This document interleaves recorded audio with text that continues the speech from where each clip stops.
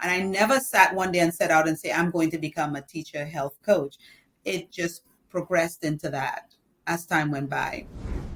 Your health is in your hands, and nobody can do this for you. You have to do this on your own. So what I do is I give them the tools. I provide them with the support that they need. I provide them with the coaching, give them guidance. And that's a lesson that all coaches need to learn, that we're all unique and that no one way is the right way. There are multiple ways, okay? There are multiple ways, and we have to learn how to balance that and make adjustments. Welcome to Begin, Build, Blossom, Your Business Journey, the podcast where we share valuable insights, resources, and motivation to fuel your entrepreneurial spirit. Let's build a supportive community together. Don't forget to subscribe or follow wherever you listen to podcasts and be part of this journey. Let's pause for a moment to hear from our sponsors. You've built a name for yourself through hard work and dedication, but does managing the business side feel like a distraction from your true passion? Are you dealing with unmanaged finances? CME Accounting LLC is here to help. We specialize in organizing your financial records, allowing you to focus on what you do best. With organized books, you'll have more time for what inspires you, whether that's expanding your influence, building relationships, or simply enjoying life. Don't let unmanaged finances hold you back. Reach out to CME Accounting LLC today and let us help you thrive. Visit our website www.cmeaccountingllc.com or email us at admin@cmeaccountingllc.com. All right, let's jump back into our conversation. Welcome to Begin, Build, Blossom, Your Business Journey, a space for inspiration, insight, and real conversations about entrepreneurship. I'm Angela St. Denis, your host for today's episode. Thank you for taking the time to join us. Our guest today is an elementary educator, author, speaker, and health coach who brings passion, purpose, and a global perspective to everything she does. With 18 years of experience in education, both in her home country of Saint Lucia and the United States, Nelcia Roehm is a powerhouse of knowledge and inspiration. Nelcia holds a master's degree in education and is deeply committed to promoting health and wellness, especially among educators. Her work empowers others to live their best lives professionally, personally, and holistically. Welcome to Begin, Build, Blossom, Nelcia. We're excited to have you and to hear more about your incredible journey from St. Lucia to the United States and all about keeping teachers well. Thank you so much, Angela. It is so good to be here. It is my absolute pleasure to sit with you and chat with you today and share with you the work that I do as an educator health coach. Wonderful. So I'm sure that even if you're not an educator, one can still learn about the principles that you will share with us today. Absolutely. I think everybody can learn how to live their best lives. And I know that everybody needs to be healthy and be well. So definitely whatever I share today can be applied to any individual and any walk of life. Great. Listeners, Nelcia and I have known each other for a very long time. So I think it's more than 20 years, since 2001 or so. It's amazing when you say the years, how it seems like, ooh, that's a long time ago. And we're in 2025. Yes. Before we get into talking about business, we'll have a section called Rapid Fire. It allows us an opportunity to learn a little bit more about you outside of the business world and maybe things that you value that you can share with our audience. So the first question in the Rapid Fire is, use one word to describe yourself as a child and one word as an adult. I would say as a child, I was very creative. And I think as an adult, I'm resilient. That's how I see myself, from creative to resilient. Okay, so there is a change. How do you see the two connecting with each other? They definitely do connect, because my creativity that's been within me, it's helped me to be able to face challenges. So when I come up against an obstacle, something that's hard to do, I can't figure out how to do it, I don't just give up. I channel that creativity that helps me to stay strong and to keep pushing even when things are hard or hard to figure out. Okay, thanks for sharing that. Another question on the rapid fire is, what is one book that you would recommend to our readers, a book that you valued? There are so many of them, but one of my favorite all-time books that has really had a huge impact on the transformation that I've experienced, it's called Seat of the Soul by Gary Zukav. And it is an amazing book that helps you focus on what your true purpose is in this world and just how to live purposefully and authentically. That is the key part of it, living an authentic life. And that book, I would say, is my number one recommendation for total transformation. Okay. We'll definitely put the name of that book and the author in the show notes so our listeners can connect with it as well and grab those tips from there. The next question is, could you share with us a fun fact that most people don't know about you? There are lots of little fun facts about me, but when people see me, they normally think that I'm this great extrovert, and I love just being out there. But I really and truly enjoy having quiet time. I enjoy being by myself. And sometimes, when given the option, I probably may want to choose something to be alone with my thoughts, to be alone just to have that quiet moment. I do enjoy those. So while I may seem like I'm outgoing, I'm a social butterfly, which is a term that I've been called. I really am someone who loves to have quiet moments and be by myself a lot. Yes. Yes, so different, right? An introvert and a social butterfly, and you're an introvert internally. All right. Now, if there was a place that you could visit in the world at this point, where would it be? And honestly, this is me being authentic. Again, it goes back to this book that I've read and books that I've read about just be true and be authentic. I have thought about this for the last few months. I would love to go back to my home country, Saint Lucia, and have a retreat. Go back to those basics. Go back to doing the simple things that I did as a child and as a young girl. Just enjoying the natural, quiet simplicity of life. That's what it would be. Yes, I'd love to visit places that I've never been to, like London and Paris and all those great cities. But I have this longing, desire to go home and spend time. And it all connects with my health purpose and my health, just my wellness ways, I would say, if I could call it that. It's leading me back home to those simple days. Yeah. Okay, okay. It sounds like you have a great passion for this, so I certainly hope that you'll be able to deliver and perhaps we can have a conversation and connect to make that happen. In our childhood, there are always sometimes we have memories make us smile. Absolutely. What would you say is a childhood memory that brings a smile to your face every time you think about it?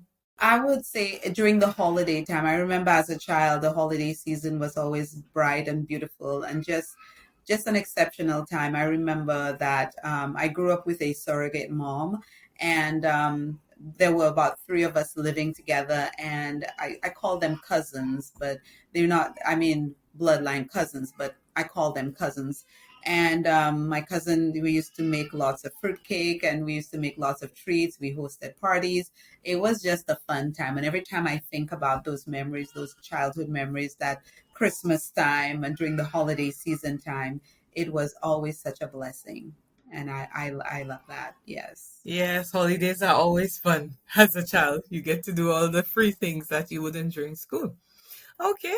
Well, thank you so much for sharing under the rapid fire and letting our listeners learn a little bit more about Nelcia. So, as we move into the begin section, tell us what it is that you do. So I am first and foremost an educator. I teach fourth grade ELA, which is reading and writing.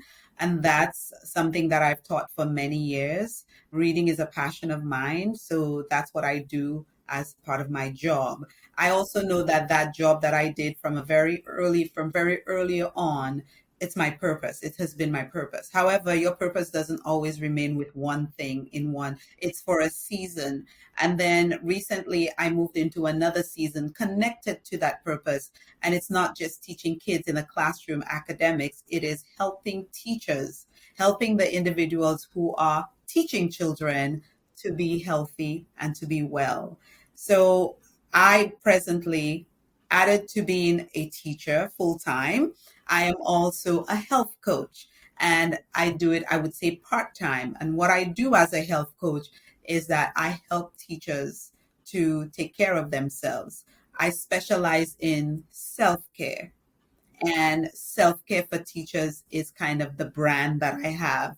And it is where I help teachers create self care routines. I help them create things in their lives that will help them to not burn out, to not have ailments or illnesses, and to be able to enjoy their job and to live and be happy and just to be well.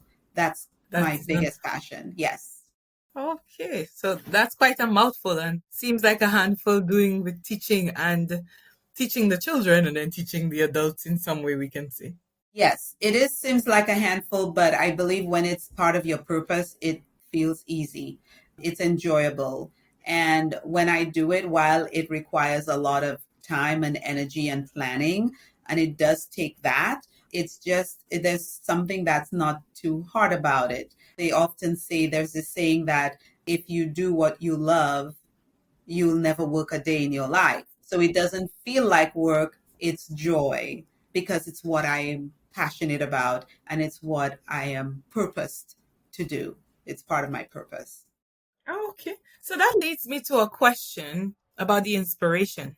What inspired you to say, let me help teachers to build this routine? I wish I could say it was that simple that it just clicked one day. Okay, today I got up and I said, I'm going to help teachers. No, there was a process to this. And that by itself could be a whole entire different podcast. But just to give you kind of the short version, I went through a period where I was burnt out, where I was not well. I wasn't living my best life. I wasn't being my best self.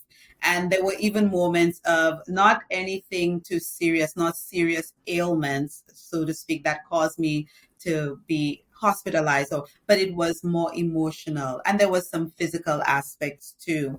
And when I began embarking on that journey of healing my mind, my body, my whole being, I recognized how powerful it was for me in helping me to show up better in my job and how it made me feel. I had more energy, I had more life, I was more focused on my job. I was able to give more of myself, but also to having that balance and creating that balance and purpose in my life. And then I realized, well, I could share this with teachers. And the inspiration came, and it started with me writing my first book, which is called Living Your Best Teacher Life. And it's a teacher's guide to health, wellness, and wholeness. So there are three aspects. It's just not just the physical health, it's the emotional health, and it's the wholeness. They all work together to help that person to become their best self and live their best life.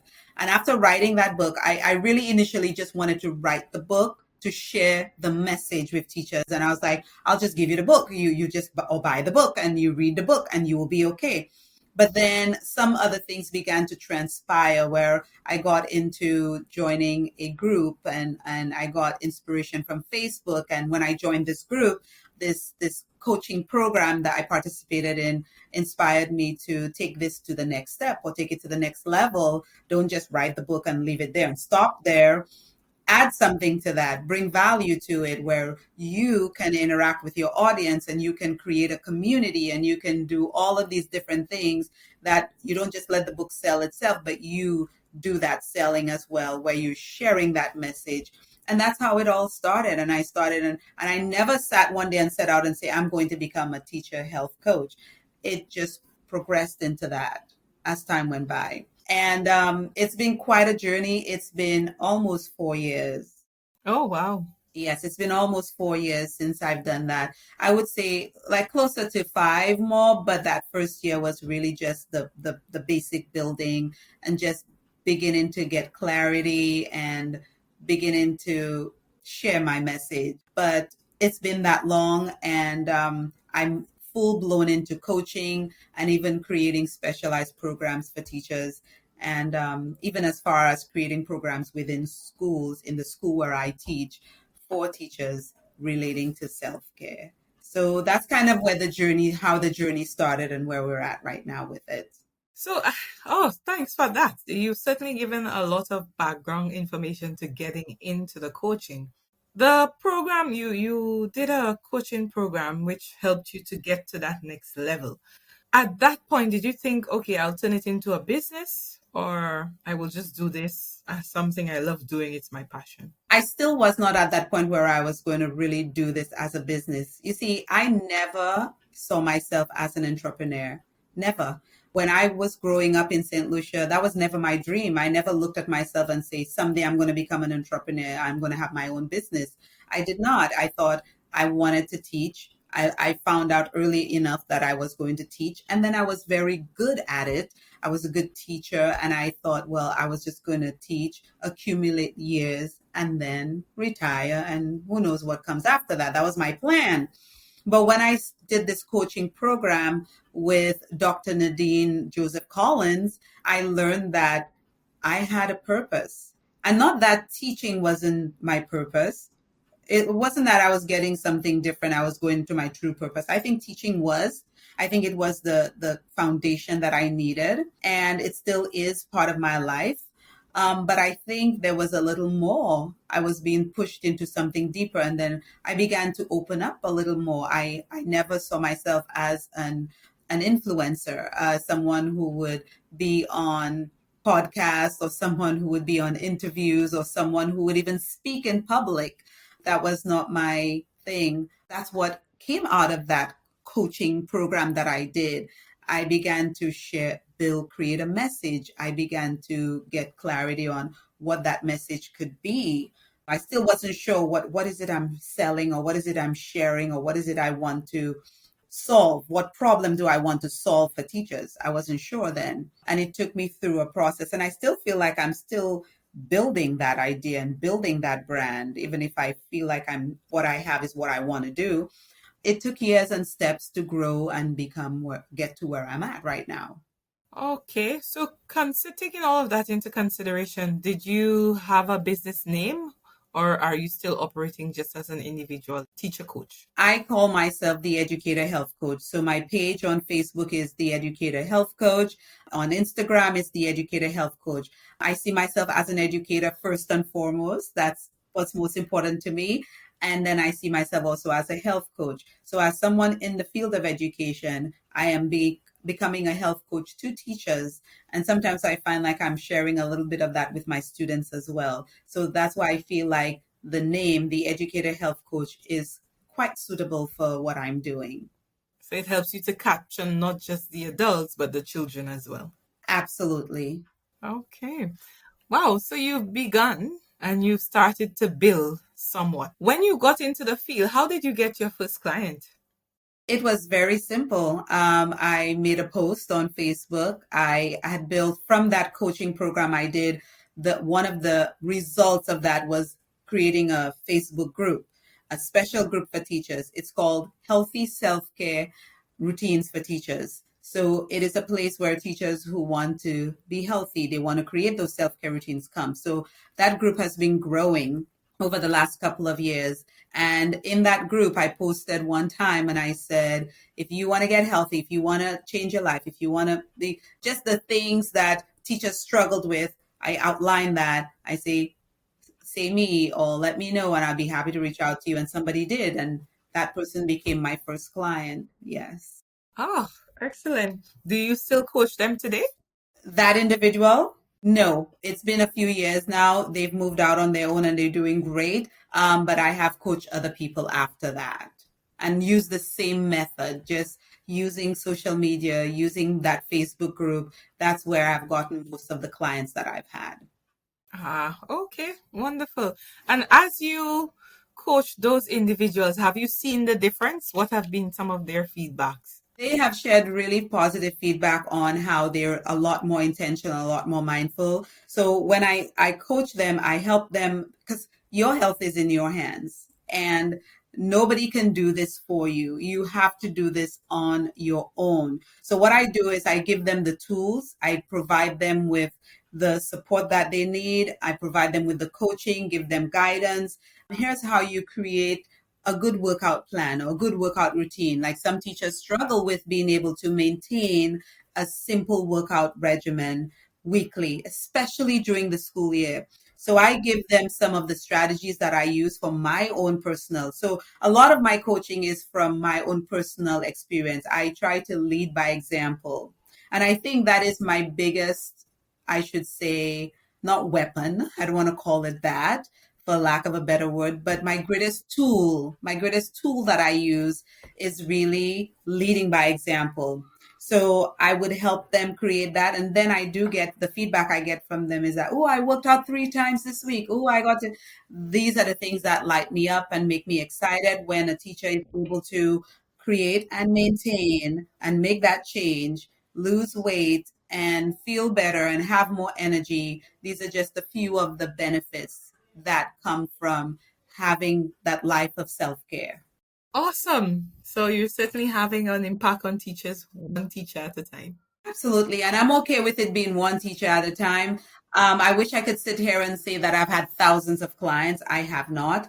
But I do know also, too, that many people see me personally or they message me privately to tell me, thank you for inspiring us. Thank you for always sharing and reminding us of how to take care of our health.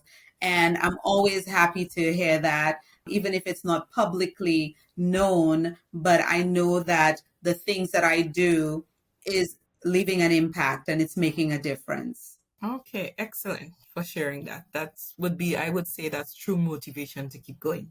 All right. So, in terms of building your educator life coaching, what would you say has been the biggest leap you've had to take?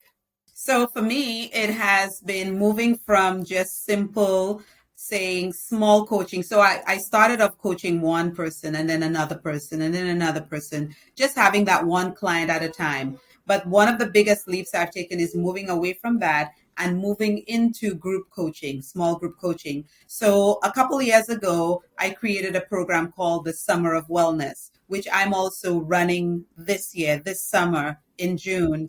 And the Summer of Wellness is where I have a small group of teachers and I'm coaching them together. Now that's huge for me because there was a little bit of imposter syndrome there, wondering, would anybody buy it? Would anybody be interested? Would anybody care about it?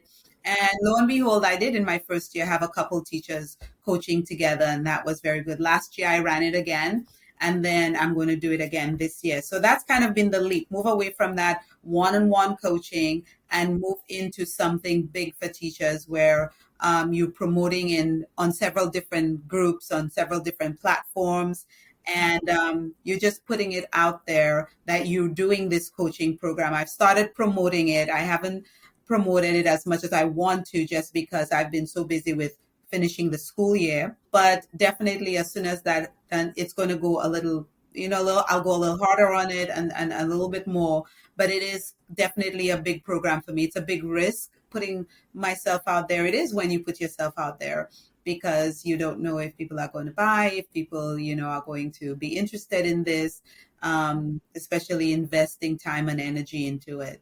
So that has been kind of that big leap for me, moving from that one to trying to create a small group coaching program. Let's pause for a moment to hear from our sponsors. You've built a name for yourself through hard work and dedication, but does managing the business side feel like a distraction from your true passion? Are you dealing with unmanaged finances? CME Accounting LLC is here to help. We specialize in organizing your financial records, allowing you to focus on what you do best. With organized books, you'll have more time for what inspires you. Whether that's expanding your influence, building relationships, or simply enjoying life. Don't let unmanaged finances hold you back. Reach out to CME Accounting LLC today and let us help you thrive. Visit our website www.cmeaccountingllc.com or email us at admin@cmeaccountingllc.com. All right, let's jump back into our conversation. Okay, yeah. Oh, wow, that sounds good. Yes, and in the group coaching, it allows you to meet more people at a single time faster. So, in terms of a team or your network, education, coaching, do you do it all yourself or do you have assistants that help you to execute the program, especially since you're running this summer program? I really and truly do it on my own. I use electronic tools such as there's this place where you do your landing pages, other tools that are available to you. But to have per se an individual, I don't have another individual. I don't have a partner. I don't have an assistant or virtual assistant helping me. I do it all on my own, just using the other tools that are available to me that I can use. So really and truly, it's just I could say it's a one woman show now. Okay, all right then. So, in terms of handling your finances, have you had the need to hire an accountant, or is it something you just do on your own at the moment? At the moment, I do not have a need for an accountant simply because it's pretty, the business is still in its infancy stages. It's still pretty small. So definitely handling the financial part of it is not as hard. It's not hard. It's super easy. So just like not having a virtual assistant, I do all my postings and everything on my own. I basically handle the finances by myself. Okay, all right. But if you grew bigger, would you see the need for having an accountant and for engaging Oh, others? absolutely. Absolutely. I think I don't know how long it's going to take me to grow this business to the heights that I'm dreaming of, but definitely by the time it gets there and it starts expanding, I foresee the need to be able to get some help with it. And there are virtual assistants who do both. They handle finances and helping you with marketing and promoting and stuff like that. But I have not had the need to have or to pay to have one of those. In business, in anything we do, we always face struggles or challenges over time. What would you say was a major challenge you faced, and how did you overcome it? Um, I think the greatest challenge for me was one, knowing where I want to go with this. So when I first started, I didn't have a path yet. I didn't have a focus. I knew I wanted to help teachers with their health. I knew that I wanted to do health coaching, but health is so broad, right? There's so much to health. So I had to decide, do I want to do weight loss? A lot of teachers need help with that. Do I want to do gut health? Do I want to focus on heart health? Do I want to focus on what do I want to focus on? And I wanted it to be so authentic because I felt pressured to do something that would bring quick results and something that would sell more. So weight loss is a big thing. So if you focus on weight loss, you are more apt to get more clients because a lot of people want to lose weight. And if you have a formula, structure, strategy for that, then that's a sure way to make money and to gain more clients and to build your business. But I was like, no, because I don't have a weight loss story to share. I think everything needs to come out from your personal experience, from something you've experienced or something you're passionate about. And I wasn't passionate about weight loss, but I was passionate about wellness and wholeness. And when I thought about that, that was the challenge for me. What is it I'm going to create that might be attractive to teachers, but something that they need that would solve a problem? So those were my challenges. What is my focus? What is the problem I'm going to solve for teachers, right? And so it took me a while to kind of get to this point. And there are still moments when I feel like this might be refined a little bit more. But I had to really overcome that hurdle by sitting down and looking at my life. I had to look at what is it I have experience with? What is it that's authentic to me? And the biggest thing for me was being able to function well, having more energy, feeling good, showing up more powerfully. And a lot of teachers have problems with that. That is a problem for teachers. Stress, they don't have the energy they want to be able to be in school and do life. They don't have any balance in their life. They don't have any special routines in place that will help them to counteract all these things. And there it was for me. That's your problem. That's what you're going to focus on.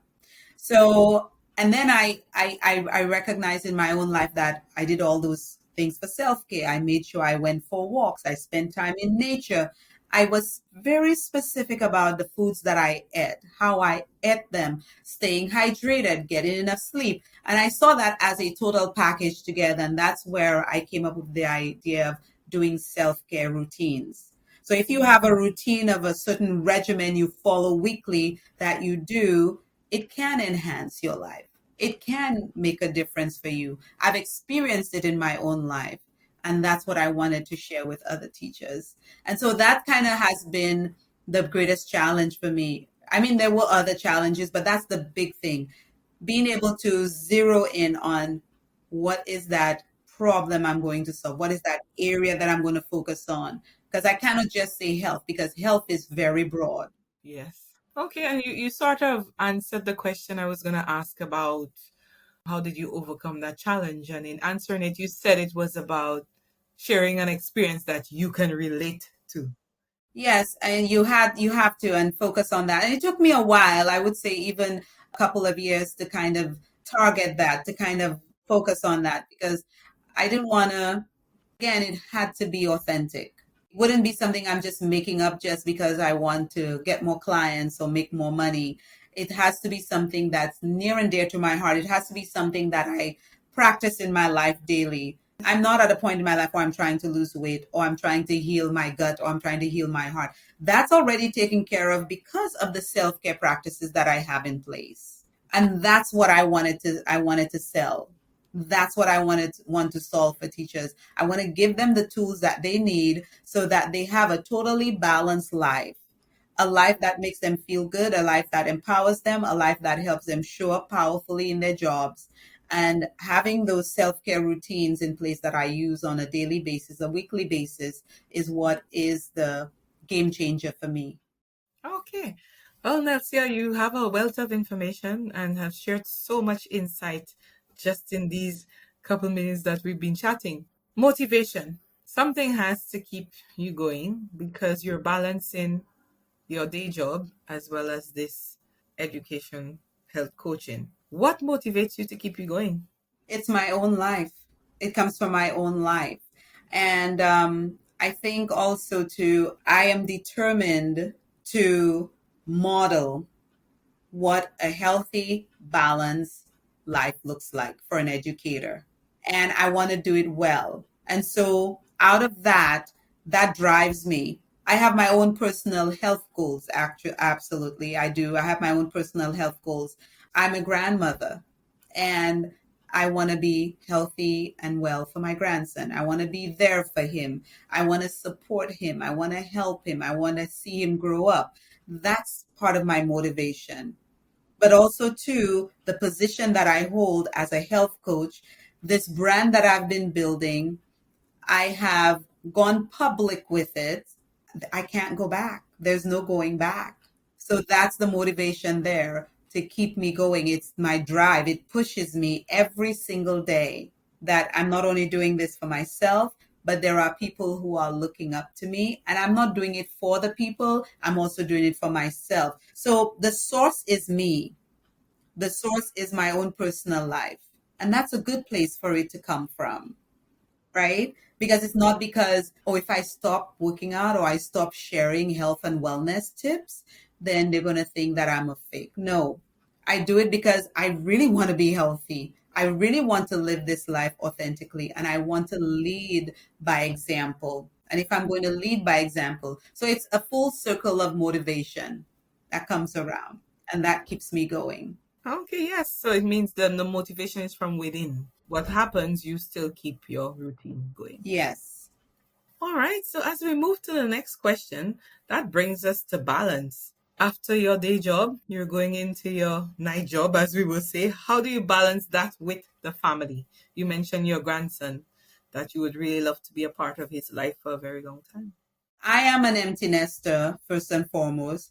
Even if my grandson spends a lot of time with us, I want to be able to be there for him. So I do try to create that balance where I do my job at school. I go to school every day. I try to leave at a certain time and I come home so I can spend time with him. One of the things that I know I must do weekly, several times, I put a number on that. I say 4 to 5 times is the average. On great weeks, 6 times. On low weeks, 3 times. That is movement, which is a huge part of self care, which something teachers need. So whether it be walking or getting on the treadmill, just exercise. Most days I try to do that before I come home. That way, when I come home, I'm available. Even if I still have to prepare meals, because eating healthy, eating rainbow foods is one of the routines on the self care regimen. So when I come home, I want to fix healthy food. Now, the problem a lot of teachers have is they don't have the time and they don't have the space, but there is always time and space because we all have 24 hours in a day. Nobody has more, nobody has less. It's how we manage it is what we do. And so that's where I come in as a health coach, is teaching teachers ways to be able to do that. I don't tell them you need to exercise because they know that already. Everybody knows you need to exercise. That's the path to good health. But a lot of people don't do it because, one, they lack the motivation and they don't have the ability to look at their schedule and see how to incorporate that into it. So the way that I balance, because again, I'm leading by example. If I'm going to tell them to do this, I have to be able to do it. And this is where my structure or my program comes in. It's from my own life. It's the way that I do it. Then I want to bring that to other people. So one of the things that I do is I try to work out at school, and then I incorporate my grandson. So if I want to go out in nature, which is a healer, which is one of my self-care routines, spending time in nature, I would take my grandson along with me. Or I would go along at the end after we've had dinner, we go outside, we go to the park, we just go walking. So it's just creating these routines in place that helps to bring that balance. So while I'm spending time with him, I'm getting also one of my routines done. Oh, that sounds like a really good way. I could definitely apply that. I'll discuss. Yes, so that's quite useful information. And as I said in the beginning, it's not just teachers, but also those of us who work in other fields can apply it. And again, I'm sure there are people who specialize in helping moms or parents on how to create balance. I have literally gone to the gym and I have seen a mom or several of them working out, and they've got their toddler in a stroller right next to them.